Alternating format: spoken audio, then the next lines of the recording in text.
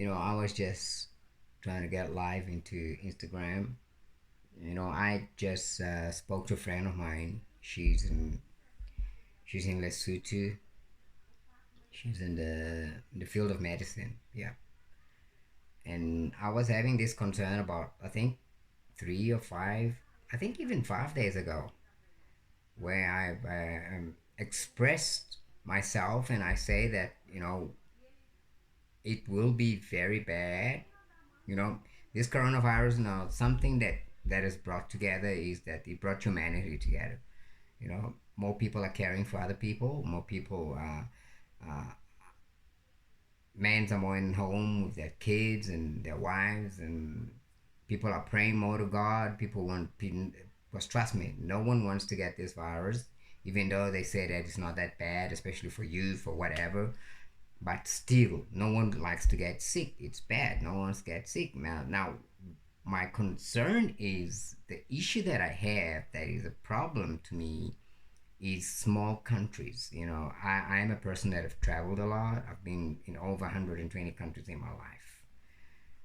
And I've seen big countries to small countries. And even recently, I posted on my Twitter and I said, guys, it will be very, very, very bad if countries like the Caribbean would have get, you know, infection. Let's say what's happening in South Africa. South Africa currently now we have about 240 people infected. You know, 240 people infected. It's already half a population of a small country. Let me say like Antigua and Barbuda or like Seychelles.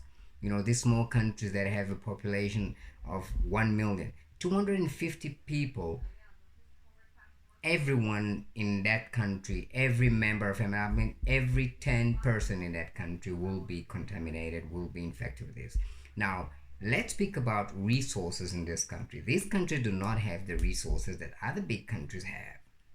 They do not have the conditions, they do not have the facilities, they do not have the hospitals. Now, what's going to happen?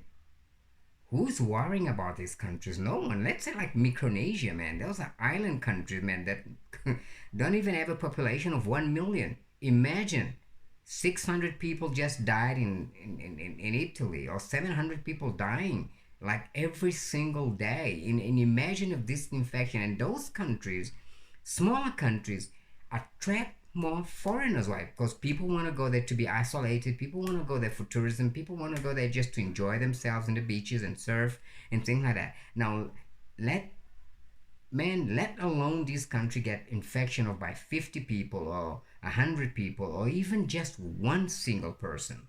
In a plane carries more than 150 people. A person coughs inside a plane. And remember, a plane is not something that you open windows and you get fresh air. It's same air circulating everywhere. Man, you have a chance that 50% of the people inside that plane can be infected if they're not protected, if they have low immune system, if they don't have high metabolism, is not, they're not, they can all be infected. Now, let's say this plane is landing in a small country like Antigua and Barbuda, man. I lived in Antigua and Barbuda, man. You see those 747s of Virgin Airways landing there. You see British Airways, man, 747. 747, man, carries about 200 to 300 people inside. Now, getting to a small island like Antigua and Barbuda, okay, the whole country only has one hospital. How the hell are these people going to contain this? It's difficult. It's totally difficult. Now, at least those countries that are close, like to Canada, they can get instantly help from one of those neighboring countries like United States or Canada, Mexico, whatever. But let's speak about African countries. Guinea-Bissau. I lived in Guinea-Bissau. Trust me, you don't want to go to a hospital in Guinea-Bissau. Even though they have a bigger country like Senegal that is next to it. Man, I went to Grand Yoff Hospital in Senegal. Grand Yoff Hospital is crazy. There's people literally sleeping in the passage because there's no beds, there's nothing. Now you tell me 50 people in that country get infected and are diagnosed. What are these people going to do? Where are the conditions are going to come?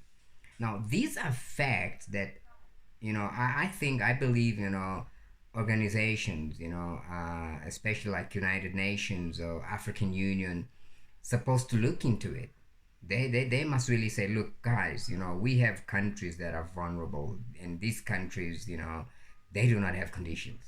I mean, these are countries that are on the list of the poorest countries in the world. Guinea-Bissau, Burkina Faso. I just watched today on the news. Burkina Faso got about two infections. Man, I lived in Burkina Faso in Ouagadougou.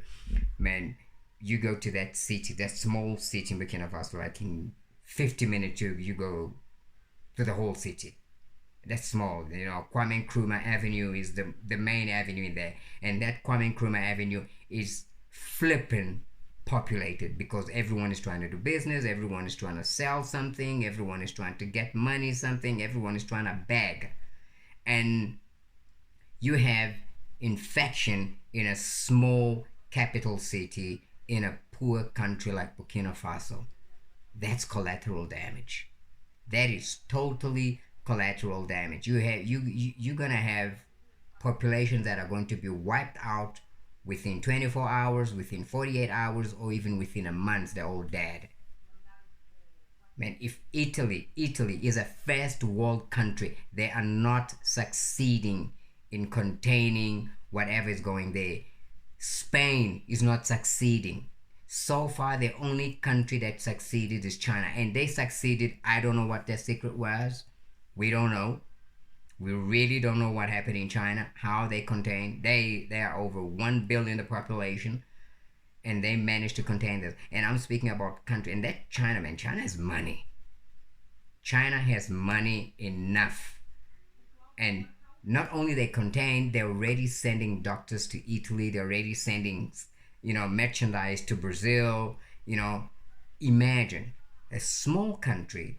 Let me just name a few countries with lowest population. Micronesia. These are Indian Ocean countries. Mauritius, Seychelles. Let's go to the Caribbean. Antigua and Barbuda, Saint Lucia, Saint Vincent, Dominica.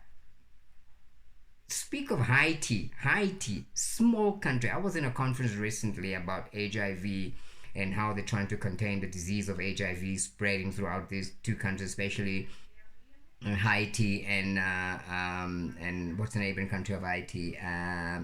Something Domingo, Dominican Republic. You know, just the containment of HIV, it's becoming a battle. They do not have the money, they do not have the resources, and we saw videos. Okay, some of them